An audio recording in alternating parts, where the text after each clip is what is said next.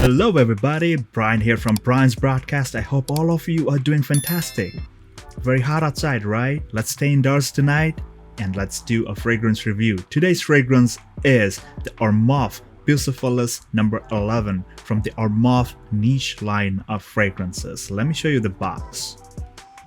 Beautiful black premium quality paper, you can tell it by the touch, and it's got a shiny logo of a horse head and the wings.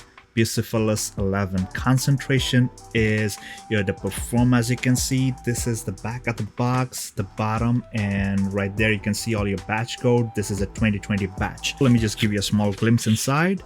That's what it looks like, and the ARMAF logo on top. This is embossed.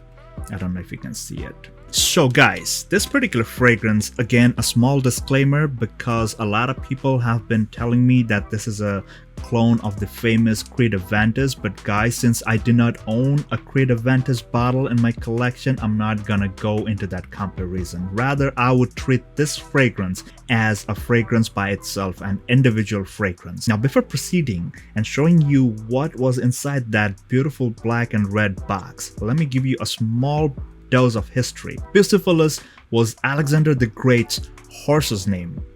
And if you look it up on Wikipedia or any history book, you would know how he tamed that wild horse, and that was a big achievement for that guy, because back in the days he used to only be a teenager. So guys, that was enough of a history lesson. Let's show you what this packaging looks like. Now, the ARMAF Niche line, they went above and beyond in presentation and when producing the juice. Let me show you. Look at this. This was inside this beautiful box. Imagine this thing is a beautiful plastic shell, and at the bottom you got some information about this fragrance. The juice is made in France, by the way. And look at this, it says ARMAF Niche over here because it's from the Niche line. And this thing, the packaging, this encasing looks almost like that thing on top of the ambulance or the police cars, the rotating lights, flashing rotating lights inside that goes wow wow. Sorry about that. So yeah, to open it you have to twist it, slowly take it off. Look at this bottle, guys. This thing sits in that small place. That's the bottom part. Look at this beautiful bottle. And just because I told you about that small bit of history, BUCEPHALUS being a horse's name, that's why they put this horse head cap on top of this bottle. Look at this premium design. Look at the details. It's not just any horse's head. This is Alexander the Great's horse right here, so you gotta be dead accurate about it. It says BUCEPHALUS No. 11 over here, and all your details, some things on the bottom, and that's about it, guys. The cap, it's pretty heavy. The whole thing comes off, and over here you see it's written ARMAF. I think the latest ones come with ARMAF embossed on the atomizer. I love this fragrance, and on the bottom it says also ARMAF. And guys, this thing is pretty heavy, so if you don't want to keep the bottle, if you want to throw it away after you're done, you can always, if you want, you can use this as a small decoration piece on your table. So on the top notes, as per Fragrantica, there's bergamot, blackcurrant, and pineapple. On the mids you get the myrrh, jasmine, and rose. At the base you got the vanilla, oak moss, amber, and musk. Now guys, when I sprayed this, I had this idea that it's going to be fruity, tarty, probably a bit citrusy, but this thing, the BUCEPHALUS 11, it's so nicely and smoothly done.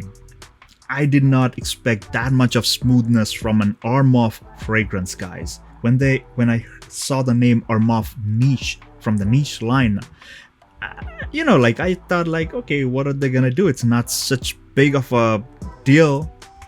Once I sprayed it on, mind-blowing stuff right here, guys.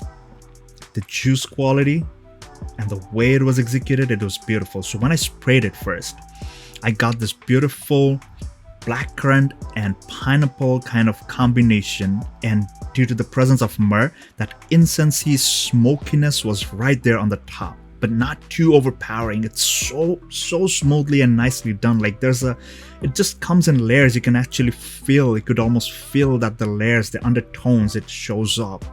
It's so nicely done, guys. And once this fragrance starts drying down, the vanilla, oak moss, and the musky feel, the entire thing, it just layers up so nicely, and the entire breakdown is so beautiful.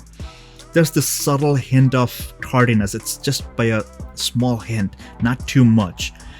But the fruitiness is definitely there. It's a bit more fruity, I'm telling you, but not too much. It's more like fruit dominant.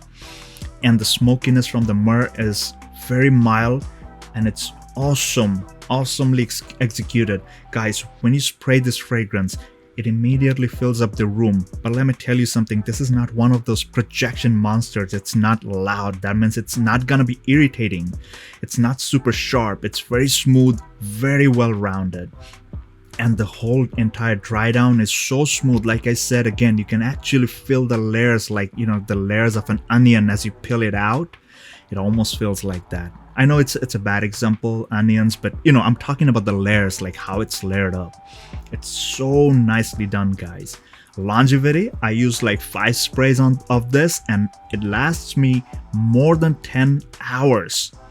After 10 hours, it sits way more closer to your skin, but still, somebody coming within like 2 or 3 feet will definitely catch that whiff.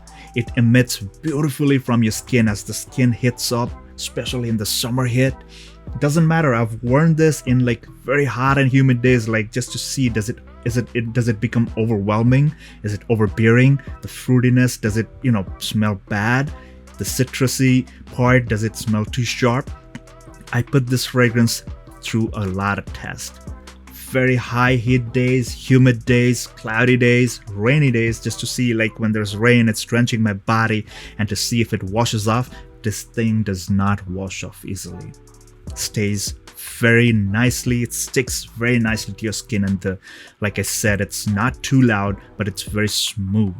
When you spray it the first 3 to 4 hours, anyone within like 6 to 7 feet will definitely catch it strong. Even now, after all this coronavirus vaccination going on everywhere, but still, we have to wear the mask at certain places because it's too crowded.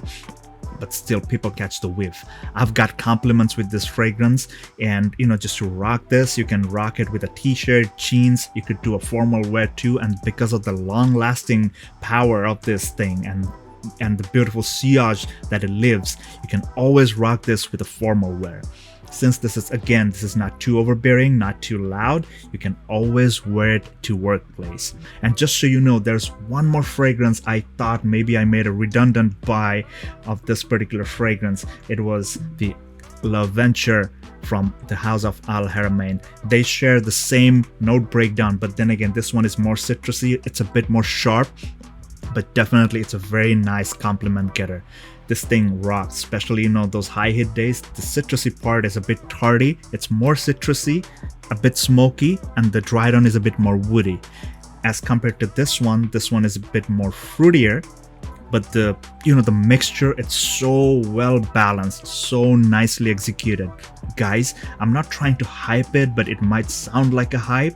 But this thing is worth having in your collection. Again, I'm not comparing this with CREED Aventus because I do not own Aventus myself. Guys, that was my take.